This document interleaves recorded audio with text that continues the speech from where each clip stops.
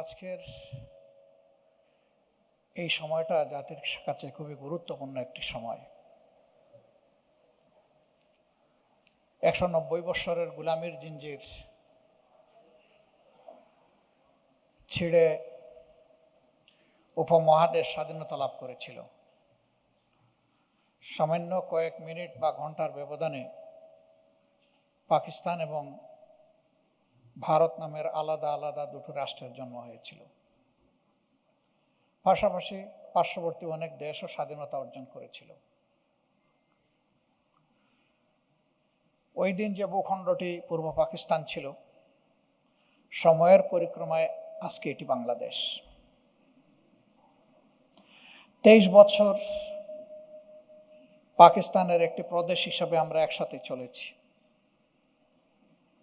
সেই সময়টা যারা পশ্চিম পাকিস্তানে ছিলেন তারা পূর্ব পাকিস্তানের জনগণের সাথে ইনসাফপূর্ণ আচরণ করেননি। এই ডিসপ্যারিটির বিরুদ্ধেই একটা নীরব দ্রোহ ছিল 70-এর নির্বাচন। পরবর্তীতে এই নির্বাচনের হাত ধরেই আমাদের মুক্তিযুদ্ধ, অসংখ্য জীবনদান, বিপুল ক্ষয়ক্ষতির মধ্য দিয়ে পুনরায় দ্বিতীয় স্বাধীনতা বাংলাদেশের জন্ম। এখানে লক্ষণীয় বিষয়, 71-এর মুক্তিযুদ্ধে কোনো সিভিলিয়ানের মুখ দিয়ে মুক্তিযুদ্ধের ঘোষণাটা প্রচারিত হয়নি, হয়েছে আপনাদের মুখ দিয়ে। আপনাদেরকে স্যালিউট।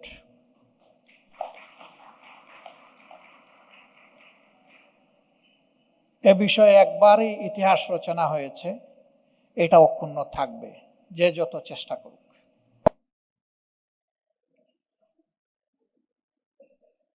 অনেকে এই বিষয়টাকে অগ্রাহ্য করতে চান, ম্লান করতে চান। এটা আনজাস্ট, এটা হয় না। অবশ্যই এ দায়িত্ব ছিল রাজনীতিবিদদের। তারাই দায়িত্ব পালন করলে সেনাবাহিনীর একজন অফিসারকে এগিয়ে আসার প্রয়োজন হতো না।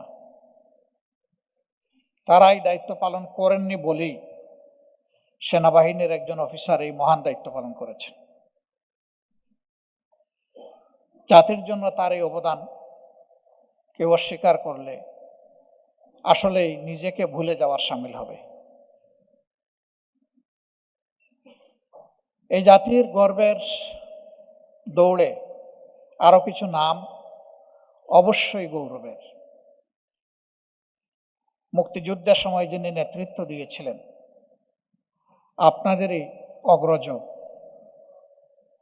জেনারেল আতাউল গনি উসমানী, তাকেও এই জাতির মানুষ পর থেকে ভুলিয়ে দেওয়ার চেষ্টা করা হয়েছে। তার জায়গাটার স্বীকৃতিও দেওয়া হচ্ছে না। স্বাধীনতার পতাকা প্রথম উত্তোলন করেছিলেন একজন যুবক, তার নামটাও আসে না, আসম আব্দুর রব। যার যেখানে অবদান তার স্বীকৃতি না দিলে ভবিষ্যতে এ জাতির জন্য কেউ এগিয়ে আসবে না এবং কোনো বীরেরও জন্ম হবে না। বীরদেরকে অবশ্যই আমাদের স্বীকৃতি দিতে হবে, সম্মান জানাতে হবে।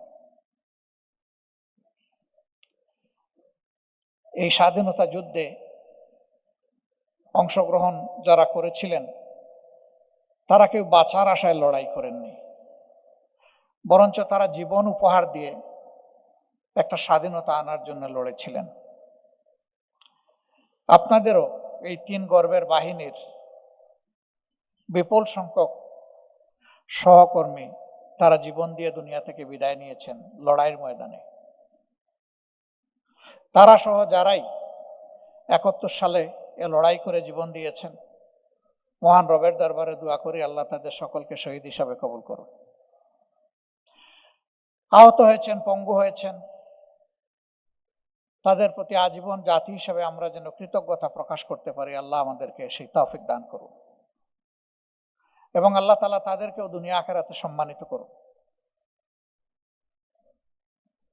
বাংলাদেশের স্বাধীনতা, সার্বভৌমত্ব এবং প্রতি ইঞ্চি মাটির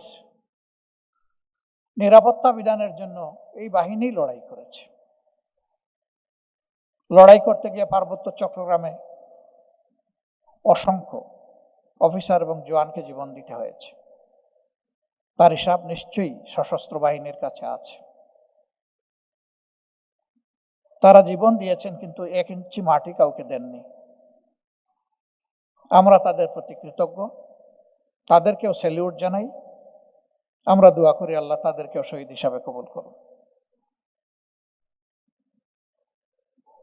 দেশে অসংখ্য সার্ভিস আছে, কিন্তু একটা মাত্র সার্ভিস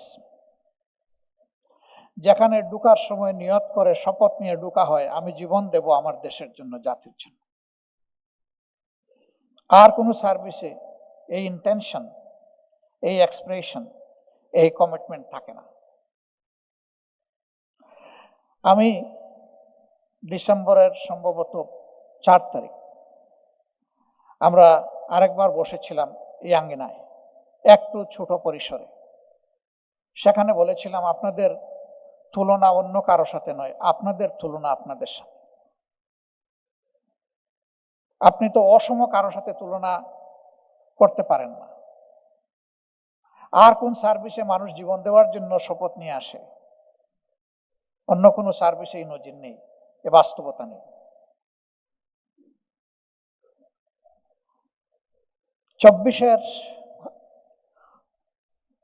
এই জটিল দিনগুলোতে সেনাবাহিনীর দায়িত্বপূর্ণ ভূমিকার কারণে এটা আমার এবং আমাদের দলের পারসেপশন, জাতি নির্ঘাত একটা সিভিল ওয়ার থেকে রক্ষা পেয়েছে। এখানে শুধু সার্ভিং অফিসার বা যারা এখন আছেন সেনাবাহিনী বা সশস্ত্র বাহিনীতে, তারা না, যারা ইতিমধ্যে সশস্ত্র বাহিনী থেকে অবসরে গিয়েছেন অথবা জোর করে যাদেরকে অবসরে পাঠানো হয়েছে, তাদের সকলেরই দায়িত্বপূর্ণ সাহসী ভূমিকা ছিল। এই ভূমিকার জন্য আবারও আপনাদেরকে স্যালিউট। 3 তারিখ থেকে শুরু করে আপনারা যে ভূমিকা রেখেছেন, 3, 4 এবং 5 তারিখ, এই ভূমিকাটা না রাখলে সম্ভবত আজকে বাংলাদেশে এই হলে এখানে দাঁড়িয়ে আমি কথা বলতে পারতাম না। সম্মানের সাথে আপনাদেরকে একটুখানি দাওয়াত দিয়ে এখানে হাজির করতে পারতাম না। সেই পরিবেশ এই বাংলাদেশ উইটনেস করত না।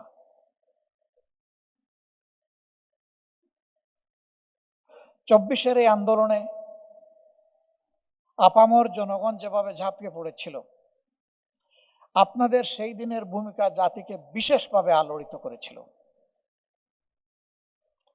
রাওয়া ক্লাবে আপনাদের প্রেস কনফারেন্স এবং বিশেষ করে মিরপুর ডিএইচএসে রিটায়ার্ড অফিসার যারা ছিলেন, তাদের সাহসী ভূমিকা, রাস্তা দেখানোর ভূমিকা, সেখানে শুধু আপনারা অফিসাররা নেমে আসেননি। আমরা দেখেছি মায়েরা সন্তান কুলেও সেখানে নেমে এসেছিলেন। আমার ওই বোনদেরকে, মাদেরকেও স্যালিউট। এইভাবে সকল শ্রেণী পেশার মানুষের তীব্র আকাঙ্ক্ষার একটা বিস্ফোরণ ঘটেছিল 3, 4 এবং 5 তারিখ আগস্ট মাসে। এই সময়টা বাংলাদেশ জামাত ইসলামী ছিল এই দেশের সবচেয়ে মজলুম দল। জনতার এই আন্দোলনকে দমাতে গিয়ে টুল হিসাবে জামাত ইসলামীকে ব্যবহার করার অতীতের মতো একটি নোংরা উদ্যোগ নিয়ে জামাতে ইসলামীকে নিষিদ্ধ ঘোষণা করা হয়। জনগণ এই ঘোষণাকে মেনে নেয়নি। আমরা কৃতজ্ঞ, ফেসিবাদ এবং ফেসিবাদের দূষর দলগুলা ছাড়া সেদিন জাতীয়তাবাদী দল সহ সবাই এর প্রতিবাদ করেছে। সকলকে মোবারকবাদ। আমরা সেই দিনগুলোতে মিলেমিশে একাকার হয়ে দল রক্ষার জন্য নয়, দেশ এবং জাতি রক্ষার জন্য লড়াই করেছি।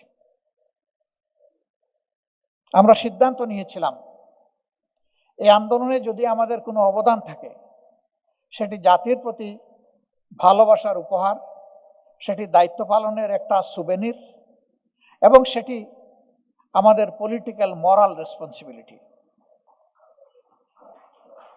বিশ্বাস করি আমাদের যেটুকু দায়িত্ব ছিল সেদিন হয়তো ওইটুকু পালন করতে পারিনি।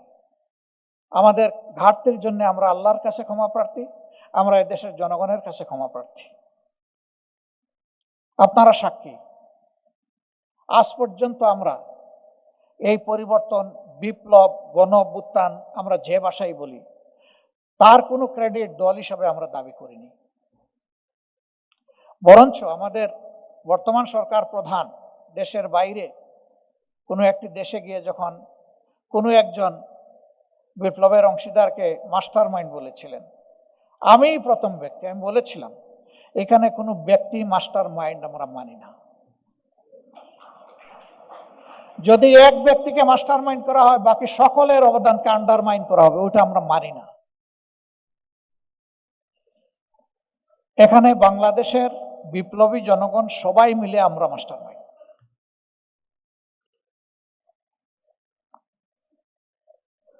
অনেকে এই লড়াইয়ে বিপ্লবে যারা শহীদ হয়েছেন তাদের জন্য দলীয় পরিচয় দিয়েছেন যে আমাদের দলের এতজন শহীদ হয়েছে। আমাদেরকে সাংবাদিক বন্ধুরা প্রশ্ন করেছেন যে আপনাদের কতজন। আমরা বলেছি ইন এ ইনডিফারেন্ট ওয়ে, সবাই আমাদের, বাট আমাদের দলের নয়, এই জাতির। আমরা শহীদদেরকে কোনো দলীয় পরিচয় দিতে চাই না, তারাই জাতির সম্পদ।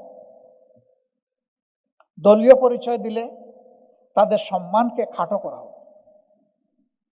আমরা সেই সম্মানের জায়গায় তাদেরকে রাখতে চাই। মিডিয়ার ভাইদেরকে আমি কি বিনয়ের সাথে একটু অনুরোধ করতে পারি যে আপনারা either this side or that side আপনারা একটা পজিশন নেবেন, কারণ আপনাদের পিছনে অনেক ডিগনিটরি আছেন, আমি তাদেরকে দেখতে পাচ্ছি না, তারাও আমাকে দেখতে পাচ্ছেন না। আপনাদের এই সিনসিয়ার কোঅপারেশন আমরা এক্সপেক্ট করব। আপনারা আইদার এই সাইডে আসেন অথবা ওই সাইডেও যেতে পারেন, এজ ইউ লাইক। বেটার হবে আপনারা এই সাইডে আসলে ডায়াসের কাছে থাকবেন। 2 মিনিট আমরা একটু ভাইদেরকে সুযোগ দিচ্ছি।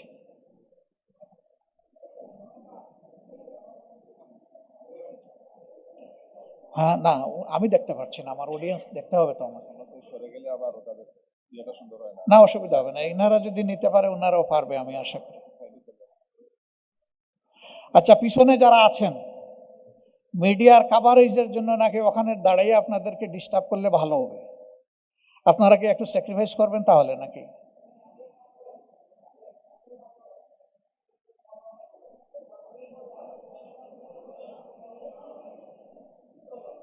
আচ্ছা ঠিক আছে ভাই, থাকেন থাকেন, আপনারা থাকেন, আমরা যাই, আমরা আগায় যাই। সম্মানিত, জি প্লিজ আপনারা বসে যান ভাই, সবাই বসে যান। থাকুক, ওনারা থাকুক, ওনাদের জন্য একটু অসুবিধা হয়ে যায় জায়গাটা শিফট করলে। হ্যাঁ, প্রবলেম নাই, থাকুন। আশরাফ ভাই আপনিও বসে যান প্লিজ। তাই আমি বলছিলাম যে জাতি হিসাবে মাথা যদি উঁচু করে আমাদেরকে দাঁড়াতে হয়, তাহলে মাথা উঁচু করে দাঁড়ানোর নেতৃত্ব যারা দিবেন তাদেরকে আমাদের কনসিভ করতে হবে, অন্তরে ধারণ করতে হবে শ্রদ্ধার সাথে। এর কোনো বিকল্প নাই।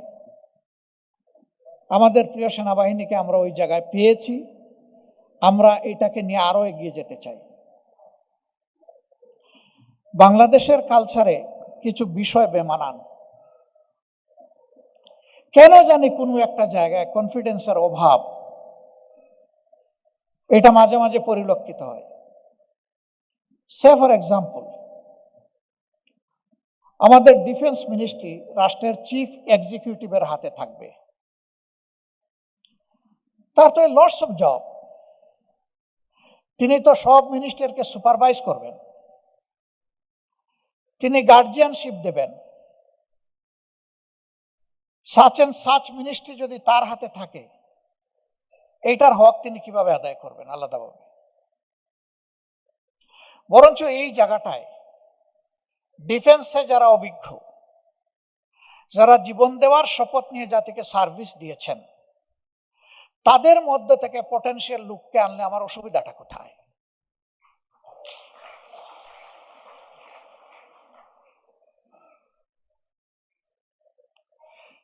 তারা তখন ফিল করবেন আমরা যে জাতির জন্য গভীর আস্থা এবং ভালোবাসা নিয়ে জীবন দেওয়ার শপথ নিয়েছিলাম, সেই জাতি আমাদেরকে দারুণভাবে শ্রদ্ধার সাথে ফিল করে।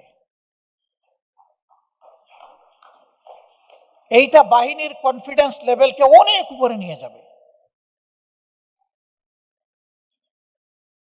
ইয়েস, প্রধান উপদেষ্টারও একটা অ্যাকাউন্টেবিলিটির জায়গা থাকতে হবে, প্রধানমন্ত্রীরও থাকতে হবে, প্রেসিডেন্টেরও থাকতে হবে।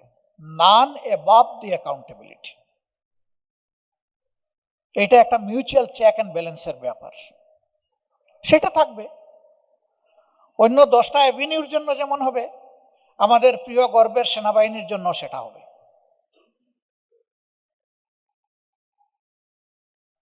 দেশের ভিতর মেনটেন করব সকল মিনিস্ট্রি নিয়ে, কিন্তু দেশের সীমানা অক্ষুণ্ণ রাখবে এই বাহিনী। সীমানা ঠিক থাকলে ভিতরের ফাংশন ঠিক থাকবে, সীমানা ঠিক না থাকলে ভিতরের ফাংশন এলোমেলো হয়ে যাবে। এই রিকগনিশন অবশ্যই দিতে হবে। কেউ যদি মনে করেন আমি খোলামেলা কথা বলা মানুষ, যে সেনাবাহিনীর হাতে ওইগুলা সব তুলে দিলে যে কোনো সময় গদি উল্টে যেতে পারে, তুলে না দিয়েও তো গদি উল্টে যায়। গদি কি উল্টে নাই? গদি উল্টার মতো পরিবেশ সৃষ্টি হলে গদি কিন্তু উল্টে যায়। তো গদির ভয় না করুন, দেশটাকে ভালোবাসুন। আপনাকে গদিতে বসিয়েছে জনগণ, তাদের লাইফ, ওয়েলথ এন্ড ডিগনিটি পাহারাদারি করার জন্য। সেই জায়গার জন্য রাষ্ট্রের এই 2টা গুরুত্বপূর্ণ দিক, শাসন যন্ত্রে যারা থাকবেন আর দেশ রক্ষায় যারা থাকবেন, তাদের মাঝে বোঝাপড়া হতে হবে একদম পয়েন্ট টু পয়েন্ট। এখানে সামান্য কোনো গ্যাপ হলে দেশ ক্ষতিগ্রস্ত হবে।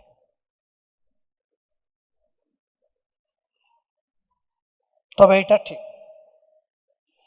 যে সবার জন্য একটা ডেফিনিট জব ডেসক্রিপশন আছে, সবার জন্য একটা লিমিট আছে। ওই লিমিট যত সময় অনার করা হবে ততক্ষণ পর্যন্ত আমাদের শক্তি অক্ষুণ্ণ থাকবে। কিন্তু লিমিটটা যদি ক্রস হয়ে যায় তাহলে অ্যাক্সিডেন্ট নির্ঘাত। রাস্তায় আমি গাড়ি ড্রাইভ করছি, আমার জন্য বিভিন্ন জায়গায় স্পিড লিমিট করে দেওয়া হয়েছে, সেখানে স্পিড ব্রেকার আছে, আমাকে এটা মানতে হবে। আমি যদি এটা না মানি তাহলে শুধু আমার ভেহিকেলটাই অ্যাক্সিডেন্টের কবলে পড়বে না, সামনে যে থাকবে সে আমার দ্বারা ক্ষতিগ্রস্ত হবে, পিছনে যে থাকবে সেও আমার দ্বারা ক্ষতিগ্রস্ত হবে। এইটা সবাইকেই মানতে হবে। এটা শুধু সেনাবাহিনীর ব্যাপার না, এটা আমাদের সবার ব্যাপার। এই লিমিট যেখানেই ক্রস করা হয় সেখানেই বিপর্যয় অনিবার্যভাবে নেমে আসে, ওখানেই ফেসিবাদের জন্ম হয়। আমরা যদি এই ফেসিবাদকে চিরদিনের জন্য আমরা রেড কার্ড শো করতে চাই, তাহলে এই জায়গাগুলোর বোঝাপড়া আগে আমাদেরকে পরিষ্কার করে নিতে হবে। ওই Bangladesh Jamaat Islami is committed to that. আমাদের কমিটমেন্ট হচ্ছে every professional will discharge his or her duties without any fear and pressure. তার ভয় থাকবে না এই কাজটা করলে কে আবার নাখুশ হয়ে যায়। তার ভয় থাকবে এই কাজটা আমার জ্ঞান এবং বিবেক সম্মত হচ্ছে কিনা, আমার জন্য যে রুলস বেঁধে দেওয়া হয়েছে এই রুলসের ভিতরে আছে কিনা, এনাফ। এটা হলে তিনি আর পিছনের দিকে তাকাবেন না, ডানেও তাকাবেন না, বামেও তাকাবেন না। বাট আমরা এখন বসবাস করছি এইরকম একটা ভয় ভীতি আশঙ্কার সমাজের মধ্যে। আমরা প্রিয় সেনাবাহিনীকে দেখতে চাই। 18 কোটি মানুষের দেশের এই সেনাবাহিনী, পৃথিবীর 7ম জনগোষ্ঠীর এই সেনাবাহিনী, বিশ্বের দরবারে তারা বাংলাদেশকে উঁচু করে তুলে ধরবেন। ইয়েস, পিস কোরের মাধ্যমে বিশ্বের বিভিন্ন জায়গায় তুলে ধরছেন। আমরা চাই বাইরে এবং ভিতরে সব জায়গায় সমানভাবে তারা তুলে ধরবেন। আমাদের সেনাবাহিনী বিশ্বের জন্য নয়, মূলত আমাদের দেশের জন্য। বিশ্বে আমরা যে সার্ভিসটা দিয়ে থাকি এটা আমাদের অ্যান্সিলারি সার্ভিস। আমাদের ম্যান্ডেটরি সার্ভিসটা হচ্ছে আমাদের প্রিয় দেশ।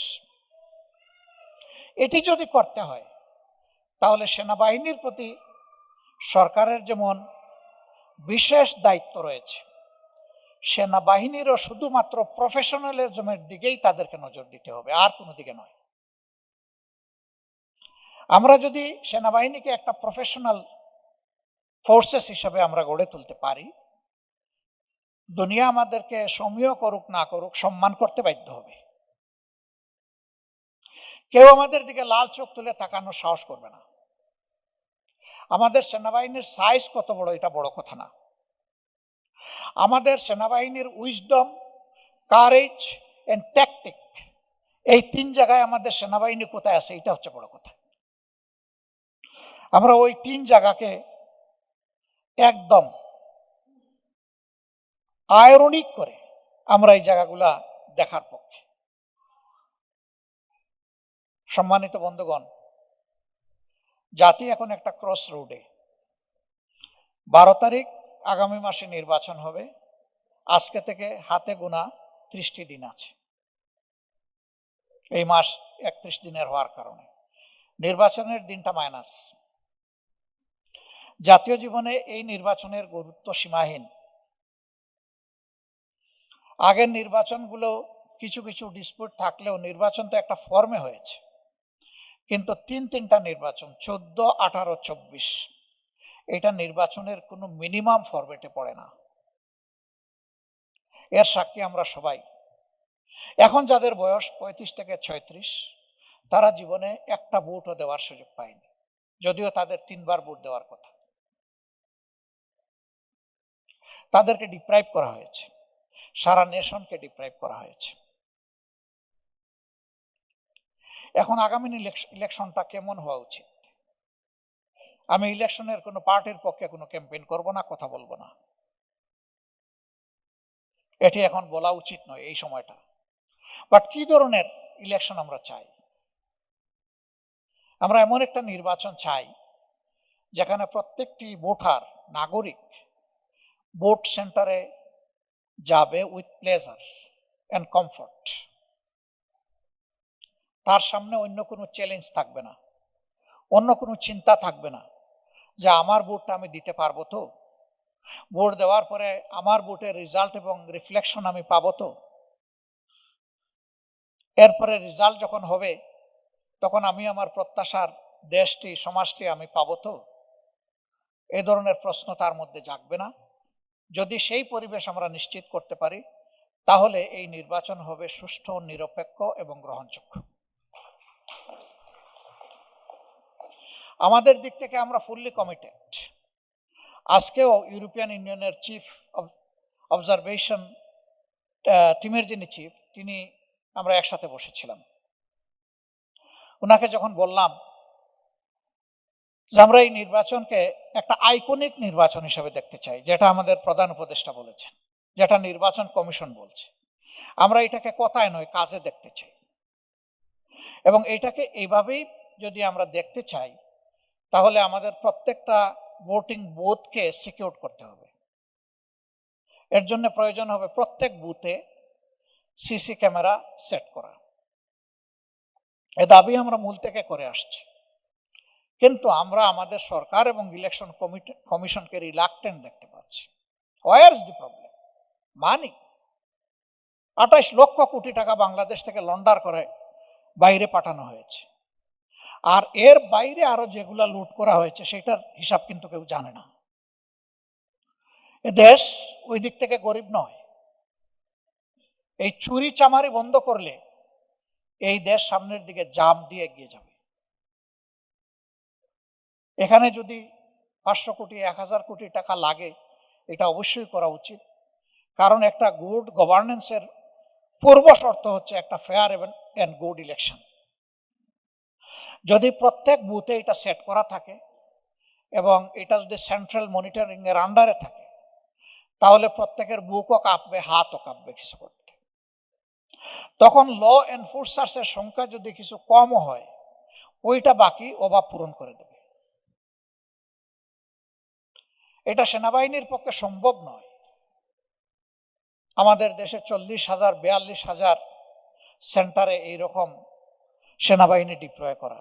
এটা আমরাও বুঝি এটা সম্ভব না, কিন্তু ওই সেনা সেখানে সিট করে দিলে সেনাবাহিনীরই গ্যাপটা ফিল আপ করে। এখন পর্যন্ত আমাদের সরকার এটা শুনছেন না। আমরা কিন্তু আমাদের জনগণের উপর গভীর আস্থাশীল, 100% আস্থা আছে আমাদের জনগণের। জনগণ যাকে পছন্দ তাকে ভোট দেবে, কিন্তু তার পছন্দের ভোট দেওয়ার পরিবেশ নিশ্চিত করে দিতে হবে সরকার এবং ইলেকশন কমিশনকে। এখন পর্যন্ত এটি হয়নি, আমরা সবাই প্রত্যক্ষ করছি। তবে আমরা আশাবাদী থাকতে চাই এটা হবে, এবং আমরা বলতে চাই এটা করতে হবে।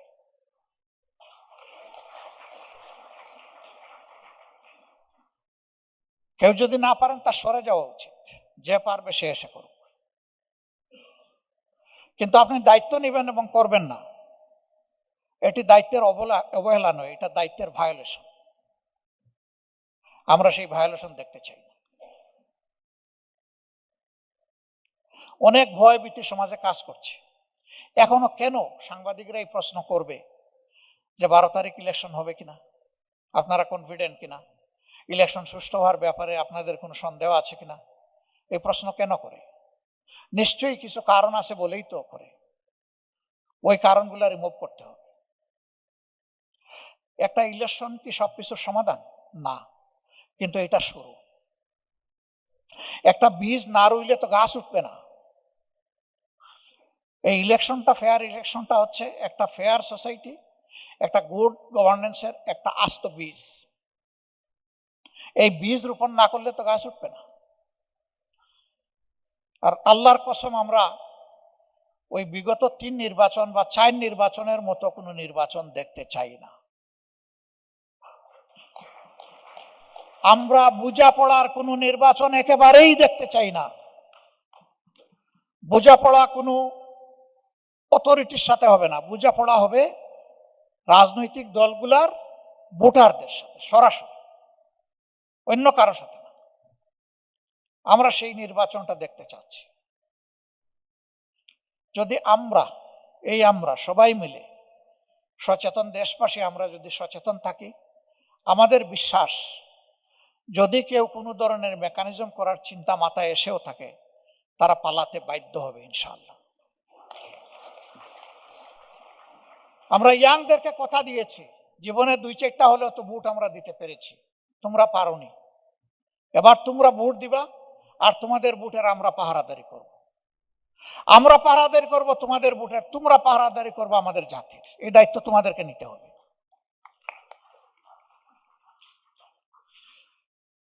এখানে আমরা যারা উপস্থিত আছি, আমার বয়সের একটা পর্যায়ে চলে এসেছি, কিন্তু এটাই মিন করে না যে আমরা সব এনার্জি হারিয়ে ফেলেছি। আমি সম্মানিত ভাইদের সাথে যখন হাত মিলাচ্ছিলাম, তখন মনে হচ্ছিল এখনো তিনি যোদ্ধা।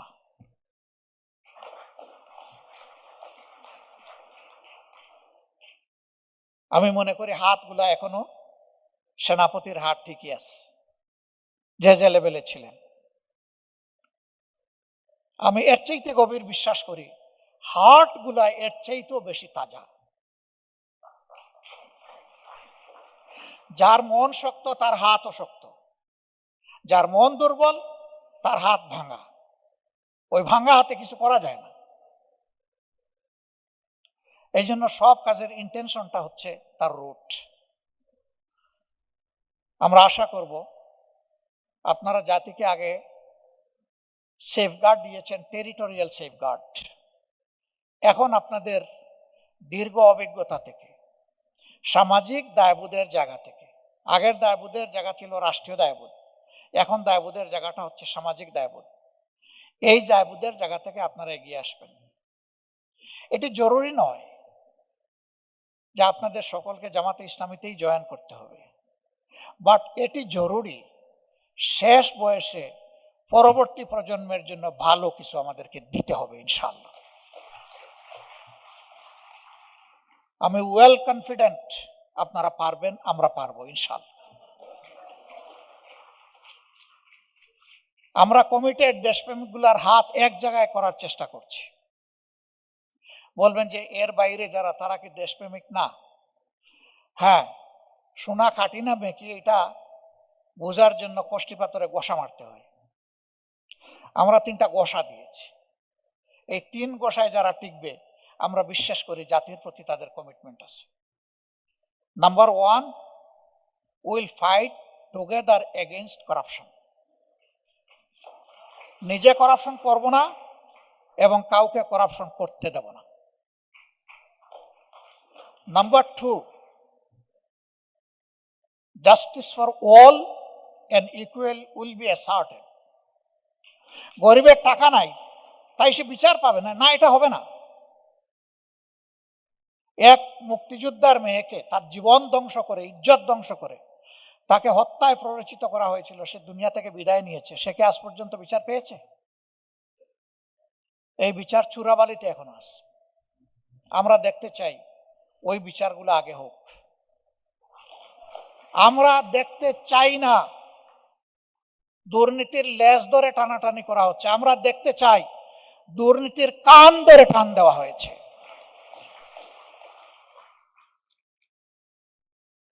ডাল পাতা ধরা নয়, মূল ধরে টান মারতে হবে। হ্যাঁ, তাও আমরা বুঝি যে এই কাজ অত সহজ নয়, যত সহজে বলে ফেললাম। এই কাজ যখনই আমরা করতে যাব তখন আমাদের সামনে বাধার একটা হিমালয় পর্বত দাঁড় করে দেওয়া হবে। বাট এই মানুষকেই তো আল্লাহ সক্ষমতা দিয়েছেন হিমালয় পর্বত জয় করার।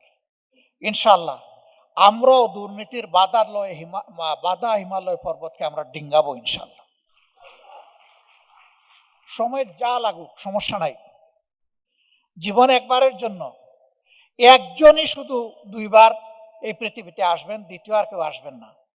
তিনি হচ্ছেন ঈসা ইবনে মরিয়ম আলাইহিস সালাম। তিনি ভাগ্যবান যে তিনি 2বার দুনিয়া আসবেন। একবার এসেছেন, আবার আসবেন। আমরা কেউ দ্বিতীয়বার আর আসবো না। অতএব আমাদের এই জীবনটা খেকশিয়ালের জীবনের মতো না হয়ে সিংহের মতো হোক। জাতির জন্য, মানবতার জন্য লড়াই করে মৃত্যুটা হোক সিংহের মতো।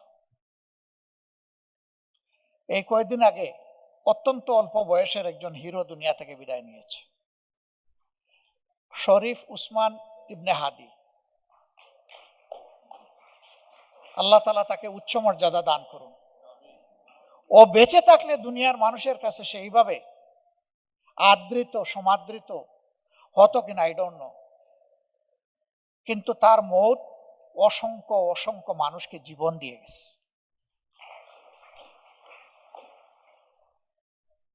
আমরা এইরকম সন্তানদের নিয়ে গর্বিত। 24-এর লড়াইয়ে 4 বছরের শিশু থেকে শুরু করে 62 বছরের বৃদ্ধ পর্যন্ত নিহত হয়েছে। আমরা তাদের প্রত্যেকের ঘরে বাড়িতে পৌঁছার চেষ্টা করেছি। এর মধ্যে 62 ভাগ মানুষ তারা একেবারেই নুন আনতে পান্তা ফুরায়। কেউ একজন রাস্তার ছোট্ট হকার, কেউ রিক্সা চালক, কেউ ঠেলা চালক, কেউ গার্মেন্টস কর্মী। এই সংখ্যাটা হলো 62%। আমি একটা ফ্যামিলিতে গিয়েছিলাম রাজশাহী। সে নারায়ণগঞ্জে একটা গার্মেন্টস ফ্যাক্টরিতে চাকরি করতো, একজন শ্রমিক। বাড়িতে গিয়েছে 3 দিন আগে। সে গিয়েছে 1 তারিখ, সে শহীদ হয়ে গেছে 4 তারিখ। পানির একটা কলসি আর একটা ছোট্ট গ্লাস নিয়ে, প্লাস্টিকের গ্লাস নিয়ে সে গিয়েছে রাস্তায় যারা তাদেরকে পানি খাওয়ানোর জন্য, পান করানোর জন্য। এক পর্যায়ে তার পানি পান করানো শেষ, কলসি খালি হয়ে গেছে, ওটা রেখে সেও তাদের সাথে মিশে গেছে। ফায়ার ওপেন হওয়ার পর এখানে স্পটেই 4 জন মারা গেছে, এর মাঝে সে একজন। তার ফ্যামিলির কাছে যখন গেলাম, তার আরেকজন ভাই আছে, সে রিক্সা চালায়, বৃদ্ধা মা আছেন এবং কম বয়সী একজন তরুণী স্ত্রী আছেন। তারা সকলেই আসলেন কষ্ট বুকে নিয়ে। জিজ্ঞেস করছিলাম এক একজন করে। যখন তার স্ত্রীকে জিজ্ঞেস করলাম, মা তুমি কেমন আছো, খুব ধরা গলায় ভারী কণ্ঠে বলল, আল্লাহর রহমতে ভালো আছি এবং কিছুটা ভালো ফিল করছি, আপনি আমাকে মা বলে অ্যাড্রেস করেছেন। আমি তো ভালো আছি, কিন্তু কিন্তু বলেই সে ব্রেকডাউন করলো, এখন আর কথা বলতে পারে না। অনেকক্ষণ পরে নিজেকে সামাল দিয়ে খেদে খেদে বলল, আমি তো 5 মাসের গর্ভবতী, আমার গর্ভের সন্তানের কি হবে, আমি তো গরিবের মেয়ে। কিন্তু ওই ছেলেটা জেগে জীবন দিয়েছে, সে ফিরে তাকায়নি। আমি রিক্সাওয়ালার ভাই, আমি গরিবের মেয়ের স্বামী, আমি এক দুঃখিনী মায়ের সন্তান, সে ওই দিকে তাকায়নি। সে তাকিয়েছে আপনার আমার দিকে, গোটা সমাজের দিকে, বাংলাদেশের জনগণের দিকে, মানুষের অধিকারের দিকে। 8 পাস এই ছেলেটি জীবন দিয়েছে, তার সবচেয়ে মূল্যবান সম্পদ উজাড় করে দিয়ে সে দুনিয়া থেকে বিদায় নিয়েছে। আমি তখন মেয়েটিকে সান্ত্বনা দেওয়ার ভাষা হারিয়ে ফেলেছিলাম। তার চোখের বাদ ভাঙ্গা পানি আমাদের সকলকে কাঁদিয়েছে। এরপরে নিজেদেরকে সামলে বলেছিলাম, মা তুমি তোমার সন্তান, আমরা যেমন থাকবো ইনশাল্লাহ তুমিও তেমন থাকবে। তোমার এই সন্তান বড় না হওয়া পর্যন্ত তোমার সাথে আর তোমার এই শাশুড়ির পরিবারের সাথে আমরা আছি। আমরা বলেছি যে এখন থেকে আমরা একই পরিবারের সদস্য এবং আমরা এইভাবেই চলবো ইনশাআল্লাহ। আপনারা দোয়া করবেন, আমরা এটা মেনটেন করে যাওয়ার চেষ্টা করছি। আমাদের খরচপাতি এদিক সেদিক হতে পারে, কিন্তু ওই দুটি পরিবার এবং এর মতো আরো কয়েকটি পরিবার আছে, আমরা ঠিক মাসের 1 তারিখ তাদের প্রয়োজন আর আমাদের সামর্থ্য এই দুইটাকে সমন্বয় করে তাদের হাতে আমাদের একটা গিফট পৌঁছে যায়। এটা দান নয়, অনুদান নয়, এটা আমাদের ডিউটি। যারা জীবন দিয়ে জাতিকে জীবন এনে দিয়েছে, তাদের পরিবারের সদস্যদের জীবনের প্রতি আমাদেরকে সম্মান দেখাতেই হবে। তাহলে বেশি বেশি করে বীরের জন্ম হবে এই দেশে ইনশাআল্লাহ।